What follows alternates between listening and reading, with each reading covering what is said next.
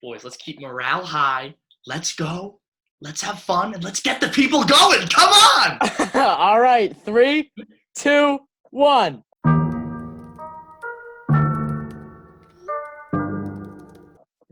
Welcome back. I'm Neil. Pat. I'm Michael. And this is the 4-on-1. We're covering everything in the football world. Boys, how we doing? How we doing? Handing it off to me. Neil, I'm doing fantastic. I got the energy today. What else is new? Come on. This is new. Third pot of the week. We got God. Electric. An interesting topic coming up. We're going to be talking quarterbacks. A lot of interesting takes, I think. I've been talking a little bit with Mike and Neil. I'm excited. Mike, how are we? How we doing? Man, I love pumping out these podcasts, man. It's a lot of fun. I didn't know a whole lot about the draft, but I know a whole lot about this. So I am ready to get the hot takes flowing and get this thing, off the ground. Me too. So as Pat mentioned, we are talking quarterbacks today, specifically Pat's quarterback. So here's our quarterback situation right now for reference. So our assumed starter is Jarrett Stidham right now. We also signed undrafted free agents Jamar Smith and Brian Lewerke, as well as veteran Brian Hoyer. I want to open – my question for you guys is twofold. Do you have confidence in Stidham being the starting quarterback? And if not Stidham, then who? Michael, I'm going to defer to you. What's your take? Oh, okay. Well, before I answer that question, I would like to squash any speculation because we have fans out there who are probably like, Belichick's going to blow the whole thing up, and we're going to go 2-14 this year, and we're going to tank for Trevor. No, we are not. We're not doing that because this is the New England Patriots, and the New England Patriots win games. They don't tank and lose games. So with that being said, Neil, I would say that I am confident in Jarrett Stidham. Am I the most confident?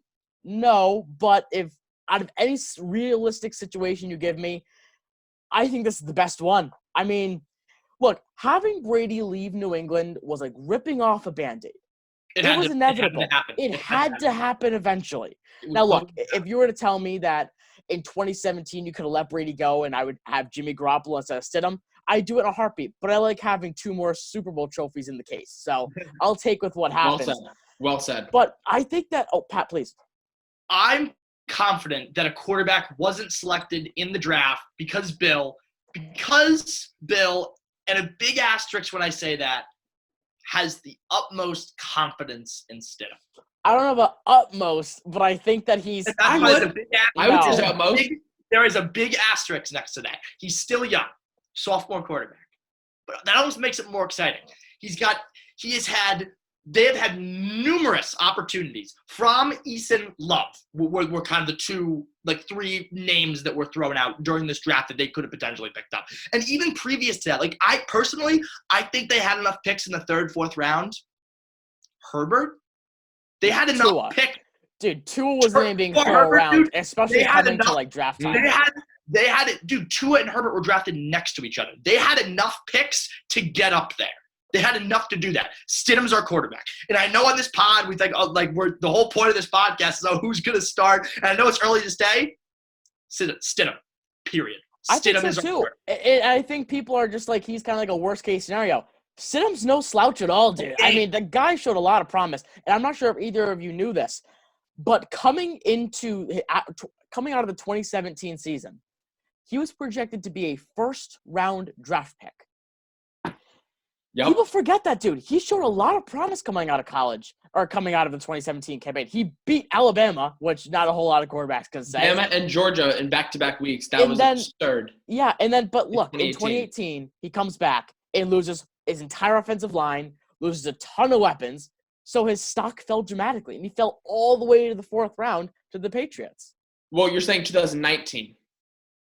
No, 2019 2018. Okay, he was on the bench last year. Yep. For the Patriots. But look, and he showed a lot of potential. I think he looks good in the preseason. Say what you will about, how heavily weighed the preseason is, but I think he looks good. He showed he has a solid arm, and he's a good decision maker. Pat? This is the thing for now, and this is going to be my opinion for a while. For now, Jarrett Stidham is a college quarterback. And I'd say that's half because the way that he plays and half that he hasn't gotten an NFL regular season start. Do you know what I'm saying? And here are the problems. He struggles immensely with threading the needle. In college at Baylor and mostly Auburn, he could throw absolute dimes to open receivers all he wanted all day. But a one-timer in the corner of the end zone between a safety and a corner, or 10 yards between a linebacker and a 6 secondary, how many opportunities are you going to get a wide-open receiver? No, but I think the whole fact of him being a good decision maker, especially watching those preseason games, he can make that nice back shoulder throw back in the end zone if he needs to. Decision making is super important, but threading the needle, it has written down as one of his flaws. Yeah, but I think that just comes with time and like mechanics. And sitting under Brady for a year, I was just going to get into that. And of course, the NFL is filled with absolutely unforgiving corners and secondaries, but you're going to have to and lines, like defensive lines, are going to feed off of young quarterbacks like Stidham, who are going to wait for that perfect dime pass for people to get open. So they're going to feed off of that. Call me old-fashioned, though. This guy's mindset is amazing. McDaniels has come out and said that he has a fantastic work ethic and mindset. He makes mistakes. He's not perfect. I'm worried, though. I'm worried. I'm really worried about it, though. Because think about it. But no, think about it, though. Belichick didn't go on free agency and draft and sign anyone, right? He didn't go in the draft and pick anyone. So as far as Stidham knows, he has the job.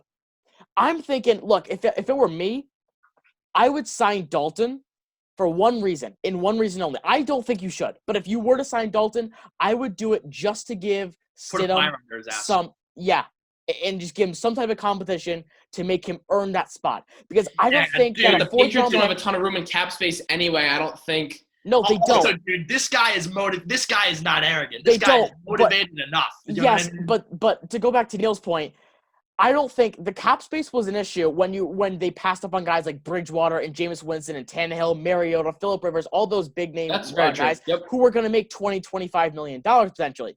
Dalton would make $4, $5, maybe $6 million on like a veteran contract. He would make a lot, so I don't think salary is a huge issue there. But I'm just thinking to myself, look, the Pats were a middle of the pack offense last year, right? I think they were 15th in like yards per game. Why can't they be, if not the same, if not better this year, with hopefully a revamped offense in the tight ends they picked, with Stidham under the helm? I mean, Brady didn't have a great year last year, and I think no one is debating whether that he did or not. No, he didn't have a good year. So if Stidham, with his year under Brady,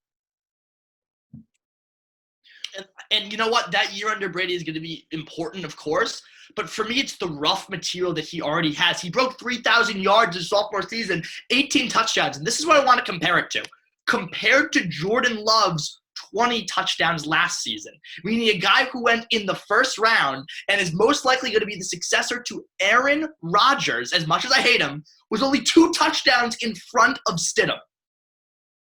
Yeah. He went in the 4th round. He had no weapons at Auburn his senior year, and now he has Edelman, Harry, Michael, Michelle, and a check down to White.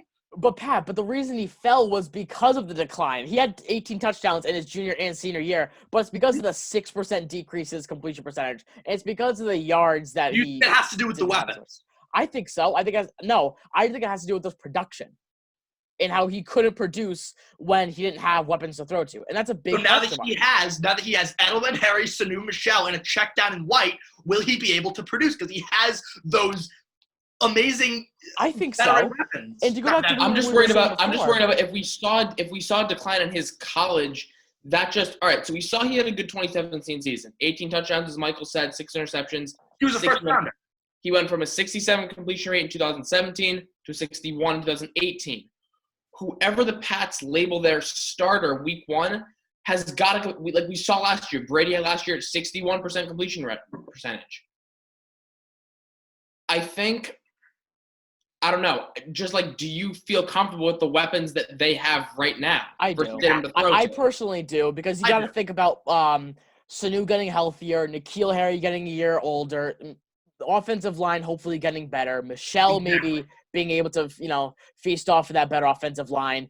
And look, I think Stidham's going to have a rather easy year when it comes to the weapons. He's got 2 potential tight end weapons to throw to. Edelman's always that 7-8 yard guy, right out of the backfield. You can hand it down to Michelle.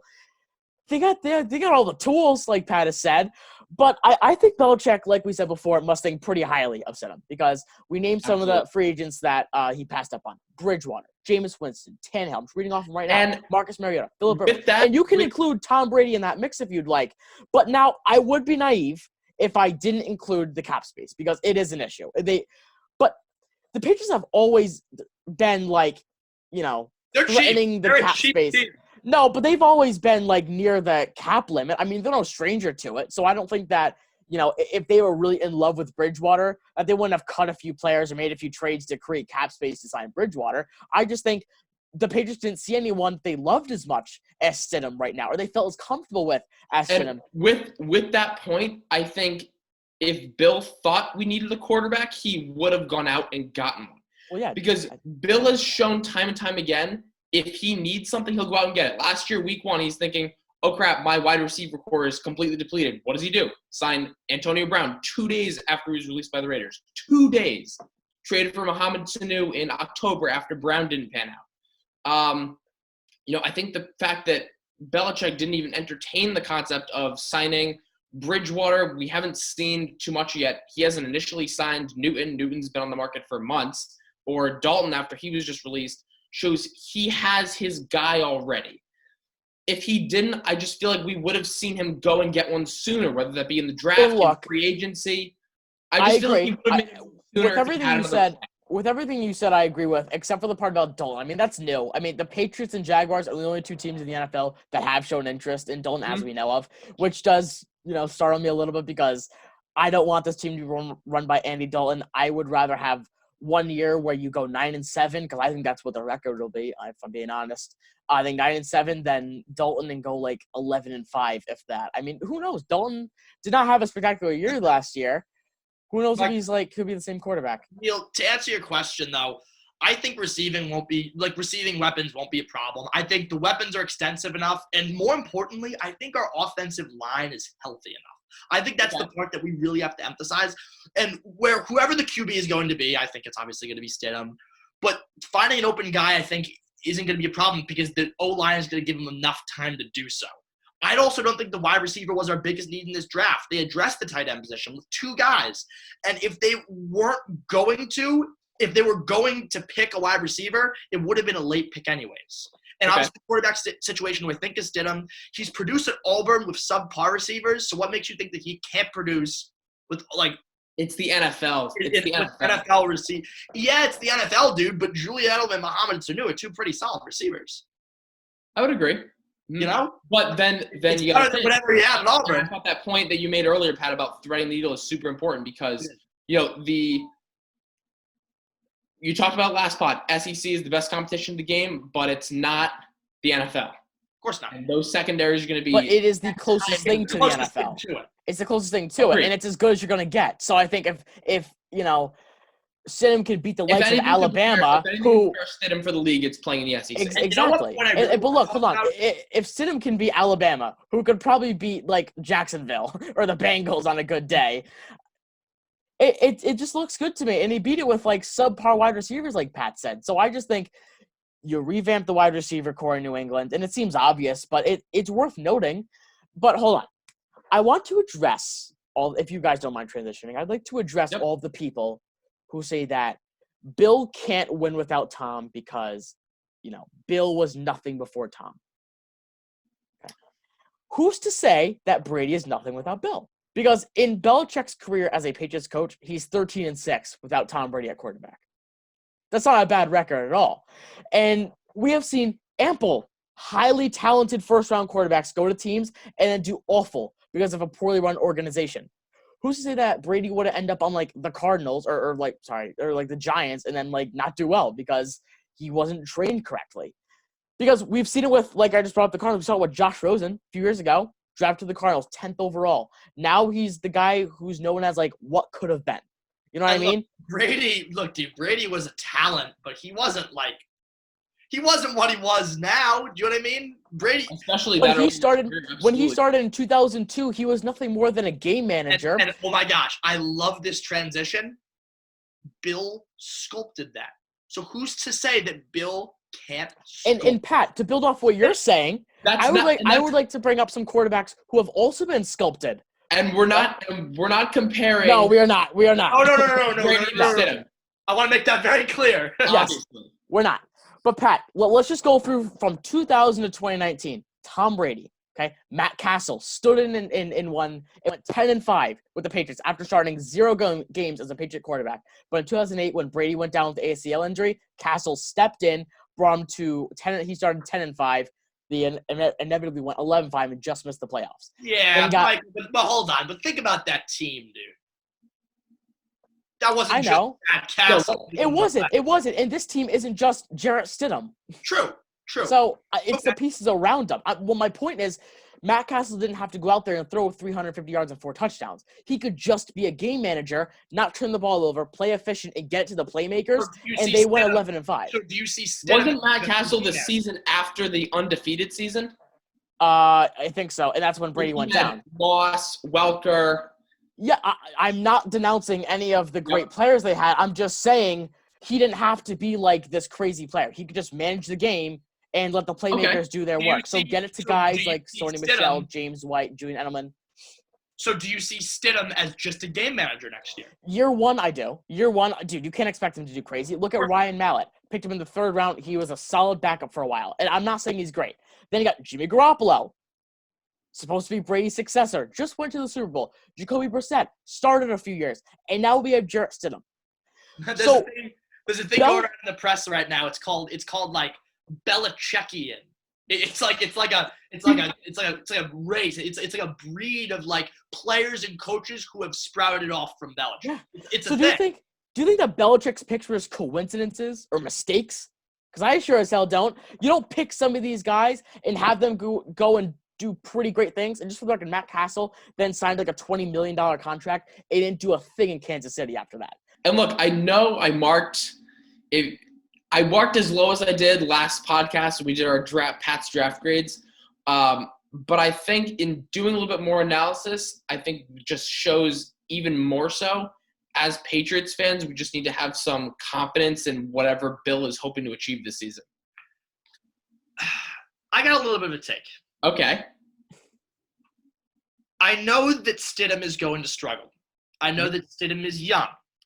But if I was a betting man, I'm going to wager that Jarrett Stidham is in the 25% of the best quarterbacks in the league. Yes or no? Michael does not seem to agree. No, I'm laughing. I'm not saying I agree or disagree. I would think, but that's one hell of a hole to dig yourself out of because right now, what hole is he in? Sports Illustrated, he's lost nothing. Patriots situation, quarterbacks in general, 28th. Because he hasn't done anything. He hasn't had an opportunity to show anything. Which is why. Hold on. All right, so Pat, you think that? Say that one more time. I just wanna. I think Stidham is going to be in the top 25% of quarterbacks. You could be right. You genuinely could be right. But I don't think that the Patriots as a whole are going to let him. I don't think that they're going to give him the opportunity to be in the top 25%. I think Sony Michel is a good enough running back to make points, but I don't think he's a good enough running back to carry the entire team. No, I don't think so either. So how can you say that he's not going to give him the opportunity? He's going to have to pass the ball, isn't he? Yes, but I don't think that they're going to have to give him like the Patrick Mahomes offense. I think they'll give him more of like your quarterback's down, so the backups in. We're going to give you like offense, dude. Like the Chase Daniel offense for the Bears. Like you're more of a reserve. It's going to be simpler, dude. But I don't think the Patriots would ever refer to Jarrett Stidham as like I don't think it's going to be run like a backup offense, though. I don't think in any sense. I think it'd be closer to a backup offense than it would a Brady offense. Dude, I think it's like over here rather than over here. Brady offense is so far, dude. Brady just has can't believe I'm saying that, but he had such a football IQ. He ran that offense. You could have run that offense with his eyes closed. Do you know what I mean? Yeah, but running that offense with his eyes closed got him to be 15th in the NFL last year. So he couldn't have been that good. And I think people need to stop with that whole thing. Unless you want to talk about the last 20 years, which then I will, forfeit my response. But look, the planning chemistry with Bill has got to play a role in that too. Yeah, but you hope that as like the last year he developed something. If you were to tell me right now, Neil, that you have to hope that they can develop chemistry and like camp and stuff, I'd be like, yeah, you're right, because they probably won't have OTAs and they'll probably not necessarily. Well, they had that chemistry for 20 years. I'm just saying after. No, I'm talking about Stidham. Oh, okay. Yeah, I'm talking about Stidham and how I think he has chemistry with Bill because of the year on the bench. Not as much, obviously, but I think that he'll have even more chemistry if he is able to, play catch with the receivers and stuff of that, degree. Pat? And look, I mean, I think we got to give Stidham a chance in general. He's not. And look, I don't want people listening to be confused or watching confused. He's not going to be Brady. This offense isn't going to be run like it's Tom Brady's offense anymore. But I don't think by any means, Michael, that this is going to be run like a backup offense. This is not going to be simple. And we talked about it with Dalton putting a fire under his ass. This isn't going to be. He's not going to be just like a little pawn in Belichick's game. He's going to be challenged. He's going to be. No, he's going to be. He's going to be challenged. They're not going to say, hey, we're going to lay it all out for you and you have to do the bare minimum. No, they're going to expect I'm not going to say they're going to expect a crazy amount from him, but they're going to expect shit from him. How can like a little. I don't think I don't think they can expect a crazy amount because he hasn't started in the NFL yet. And that's why I'm not saying a crazy amount, but I think Michael is acting like he's not going to expect anything and it's going to be an easy backup offense and he's going to be a placeholder. No. I think I'm not saying he will. For a while. And for the record, just for everyone out there, I never said it's going to be a backup offense. I say it's going to be more. I said it's going to be more run as a backup rather than Brady's offense, more closer to that part. That's of like saying backup all the way to the left. Let's say that's like backup in the middle, and Brady offense to Mars. Like those are just not. Those aren't like comparable. It's not. Well, the Patriots have never run an extremely dynamic offense. I think you're kind of really starting to make this seem bigger than it is. The Patriots run a very simple offense. They run a lot of I-form and gun. That's not a really crazy offense to run. And I just think it's really hard. It's really kind of out there to say that Brady's offense is in Mars, dude. I mean, it's not that much. I'm saying the way he ran the offense, his football IQ in general. Belichick didn't have to coach him as much because he already knew what he had to do. I'm thinking more of the playbook and what's expected of him. And to no fault of Stidham. Of course not. You know what I mean? And like you said earlier, we're nowhere comparing the two. And he's going to be young, and he's going to play like he's young. He's going to make mistakes, and he's going to throw interceptions. So if he's going to make mistakes, why would you put him in a spot where he can if you give him a really if you give him a lot of put him in a spot to succeed. I know he's going to put him in a spot to succeed, but he's going to keep the fire under his ass. You can do that without giving him all of these responsibilities and things to do with the offense, dude. Why can't you give it to Edelman and let him do it? Why do you need and obviously you need to throw the ball at Edelman, but Edelman's never been a deep threat or a deep medium route. He's always been a short route. So why do you need to expect a lot of him? You don't have a whole lot of guys that can run down the field and catch the ball. Sanu can. He's not a deep threat. He's not a deep threat, but he can if he's a lot like Edelman, dude. He's your possession receiver. And if he's good next year, I think he's going to play a lot like one. So, Pat, top 25%. There's 32 teams in the NFL. That means you're projecting Stidham to conclude. Stidham is within the top 8 quarterbacks next year. I math guy, huh? You pull your calculator out, you nerd. It took me 10 minutes to do that. I was like, such a 32. Yep. I do. I really do. I think, and I'm not even gonna tell you that it's because of him and his skill. I'm gonna tell you it because of the people surrounding him. I'm gonna tell you about that defense. I'm gonna tell you about that secondary. If they can continue picking off balls and keep him on the field, it's just more of an opportunity for him to produce. You know what I'm saying? Look, they took hits on that defense in general with Van Noy going, but they filled those holes at linebacker. You know what I mean? They didn't. Not fully. They did with You're not going to replace Alan Roberts, Kyle Van Noy, and Jamie Collins in one draft. You need to expect at the very least one of those guys to do bad. And we were obviously preaching them pretty highly, but you can't expect and Anthony Jennings to be these crazy good linebackers. The organization has shown that they're filling the holes. They're not leaving them vacant. They've been filled. Do you see what I'm saying? Some teams leave holes vacant. Some teams just kind of say, "Oh, well, huh?" Let's go around this instead of just filling it and keeping going. But when I can't think of any scenario. If a team says there's a hole in this ship. Let's just leave it. Let's sink. Dude, When they fix the ship, a lot of times with quarterback situations, like in Jacksonville, they didn't of the Patriots. Sure, dude, Jarrett Stidham is. I have a lot of confidence in him, but no one by any means is giving Stidham the respect that he potentially should deserve. There are a lot of people out there that think they should have traded up for Jordan Love or taken a Tua, even a Jake Fromm. And I'll do you one better. Think about the Browns and how many quarterbacks they've drafted. With drafting all those quarterbacks, because none of them panned out. I know, and let me finish. And look, they've been picking quarterback after quarterback after quarterback. I've seen one time I looked at this list of just all the jersey where it's like all of them. But when you look at all of that, and not anymore because their defense has built, but that eventually, like 5-10 years ago, it takes a toll on the defense. They left the defense a little vacant because that was a problem because they tried to keep fixing the offense, and it left the defense high and dry. The Patriots have not done that. They have not left the defense high and dry, and they filled the spots that needed to be filled. And it shows by not drafting a quarterback that they have confidence instead. Interesting. Michael, anything else? Michael has a thought. I don't know. I think, man, I can't sit here and say there's a direct correlation there because I think if the Dolphins said, "Hey, New England, would you like to trade up to number 5 to draft Tua Tagovailoa?"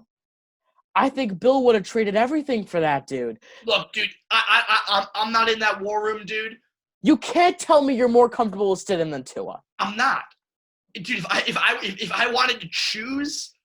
Although Stidham was with Brady. And you also need to remember, I think the Patriots have drafted like 10 players from Nick Saban's offense. Belichick and Saban have an extremely good relationship. Now, given Tua being from Alabama, it'd make a lot of sense for them to draft him. Tua 100% has more potential, period.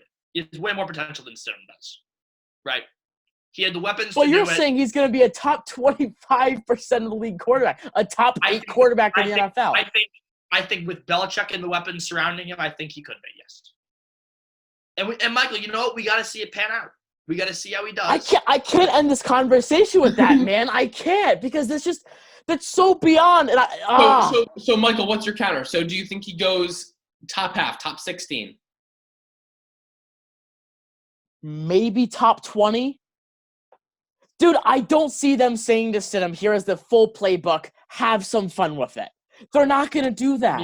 And they're also not going to – obviously, dude, I expect him to go 200 yards. Develop new ways that don't account for the fact that have to account for the fact that there's no Tom Brady in their offense. Every single game, my game log for Brady oh my God. Because as you said previously, teams, and as we saw Tampa do when they got Gronk and they have that double tight end threat, teams will sometimes build offenses and their offensive strategies around their quarterback. Well, yeah, So, but dude, I don't think this team yet, keyword, asterisk, yet, is going to be built around Jarrett Stidham. Obviously not. I'm just saying they're not going to keep. But do I think eventually it's going to be? Probably. No. Probably with whoever they. Exactly. It might not be Stidham, dude. This could be a bubble year. I don't think it will be, but I think they're going to run all 16 games with Stidham. My game log for Stidham, game in and game out, will be 200 yards, 1 or 2 touchdowns, and 1 interception. Every single game. That's what I have, because I don't think he's going to pop off for 303 touchdowns. They're not going to run the playbook that way, dude. They're not going to, and that's not what's going to happen. They're going to hope that the defense can clutch up, and they're going to try to keep these top offenses in the NFL down to like 20, 25 points a game, which is going to be hard, figuring out they have the toughest schedule in the NFL. But I don't think they're going to give Stidham a lot of responsibility with this offense. You can't expect him to. Now, look, if week 9 – something starts happening and he, wishes upon a star and he's, Patrick Mahomes 2.0, then, yeah, you open it up a little bit and maybe N'Keal Harry starts playing better. And Michael, I'm going to say it right now, I think he has the potential to do so. I'm not saying become Patrick Mahomes, but I think he has the potential to open it up. I do. Yeah, I think he has the potential to. I just don't think that's a realistic thing that can happen, especially this year. You hold on. You said that he has the potential to, but you don't think it's realistic? Everybody has the potential to do. N'Keal Harry has the potential to be a number 1 receiver. Doesn't mean he's going to be this year. Maybe not this year. And I'm gonna even revise it. Maybe he won't be top 8 this year. First of all, I think he's gonna be on the cusp of top. I could probably name 8 quarterbacks right now that I think would be better than him. Then I'm gonna revise my point because you have brought up some good points. I think maybe this year he's on the cusp of half of. I think he's maybe in the better half of quarterbacks this year. I think he's on the better half of quarterbacks. But that's a lot different from top 8. Fair. I think by next year and the way that he's developed and we maybe get some more key weapons and key points in the draft next year, I think top 8 is realistic. Are you more so? And look, that's far. I was just gonna say this is very far. That's far. We gotta see how this pans out. We gotta see how. You gotta see if Stidham is even the starting quarterback. And with that being said, we do have another veteran quarterback on the roster. Is there any universe in which Hoyer starts over Stidham week 1? I think so. But here's the thing. Let's say that Hoyer beats out Stidham in the camp. And let's say Hoyer is your starting quarterback week 1. I say you cut Stidham. Because if he can't beat out the veteran Brian Hoyer, then he does not deserve to be a starting quarterback in this NFL. Dude, imagine going from New England to Arizona to Cleveland to Houston to Chicago to San Francisco to New England to Indianapolis back to New England. It's a lot of moving. Like, just think about that. Like, that is just such a crazy thing, dude. This guy is obviously a team hopper. And if teams don't want to have him, then it shows what kind of football player he is. Period, paragraph. He is a backup quarterback. And I think if he starts week 1, then Stidham should be released. I agree. And I think Stidham isn't a starting quarterback. He is not a starting quarterback. If somebody had the potential to go. But you're saying he's going to be top 8 potentially. Dude, but you see what I'm saying. I'm saying that if he almost went in the first round, he was projected to go in the first round after his sophomore year, obviously he's a starting quarterback. So, but Neil, the only reason I'm saying that, Michael, is that Neil asked the question like, oh, will Hoyer? No. No. You're changing your tune like a radio right now, dude. You're changing around. First, you're saying he's gonna be a top 8. Then you're saying he's gonna be a game manager. Now you're saying he's gonna be a first-round pick. Hold on. I have never said he's going to be a game manager. Well, you're saying now he's not going to be expected of a lot, and now he's going to be expected of a ton. You're changing it all around on me right now. The only thing that I have changed this podcast is that maybe 8 was a little pretentious. I think he will be in the top half of the NFL, and next year 8 is more realistic. I have said this entire podcast that I think that he is not going to be just a game manager, but he's not going to have to be. But then you just said that he's not even a starting quarterback. Say that again?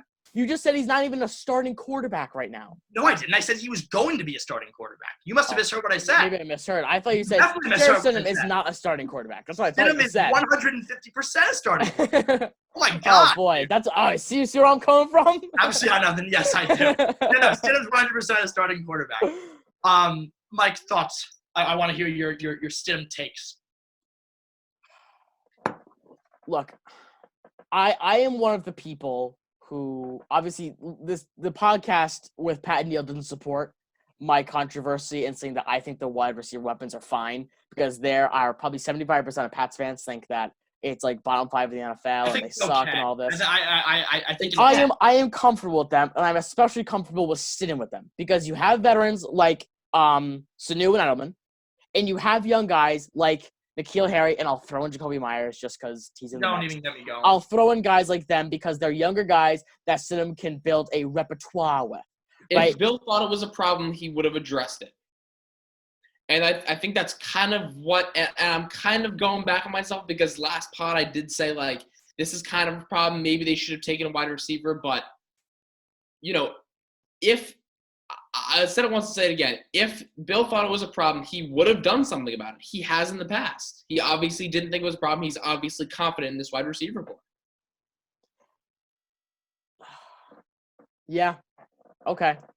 I can get on board with that. I can agree with that. I want a full wrap up Jarrett Stidham quarterback situation in New England analysis. This might not be a wrap up because if Pat brings up another point that I don't agree with, this might not be a wrap up. But as of right now, I think that Jarrett Stidham will be the starting quarterback week 1, and I think that he's not going to be expected of a lot because he is a 4th round pick who has only played like 3 snaps in the NFL, one of them being an interception. I don't think he's going to be expected of a lot because the Patriots aren't expected to win a Super Bowl, so they don't need him to do a lot. And I think you let your veterans do the work. You get it to those guys, get it to your playmakers. You depend on your offensive line. You go through your reads, and I think that's the most he's going to be. I think he's going to be a game manager year one. And personally, I have no idea how you can argue with that, saying that Jarrett Stidham is going to be more of a game manager year one. I'll wrap it up. I think Stidham is clearly our starting quarterback. I think from the misses from Eason and Love, Bill has confidence. Bill is starting this guy week 1. He has flaws. Of course he has flaws. All young guys are going to have flaws. He has trouble threading the needle. That's okay. That's coachable. He has the raw material to be a good quarterback in the future.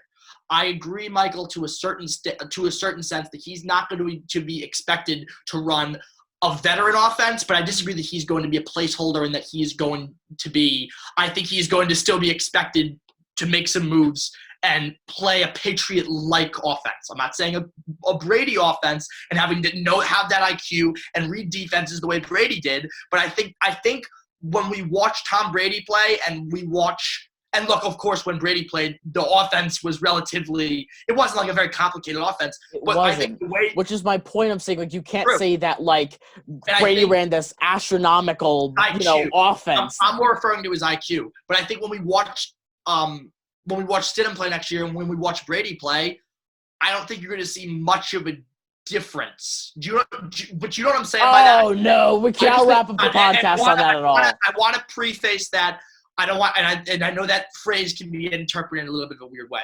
I'm not saying different in their skill level. I'm saying different just in the way that the offense is run. No. So I kind of wanted to give my final take. And look, I know it's pretty rare that we all come to a consensus on something. I think the consensus is Stidham. I think the consensus is Stidham. I think I've talked about it before. I just think the fact that Bill didn't get someone in the draft, didn't sign someone in free agency at this point, I think it shows he's got his guy in Stidham. I have full confidence in Bill. I got nothing. I can't argue with that.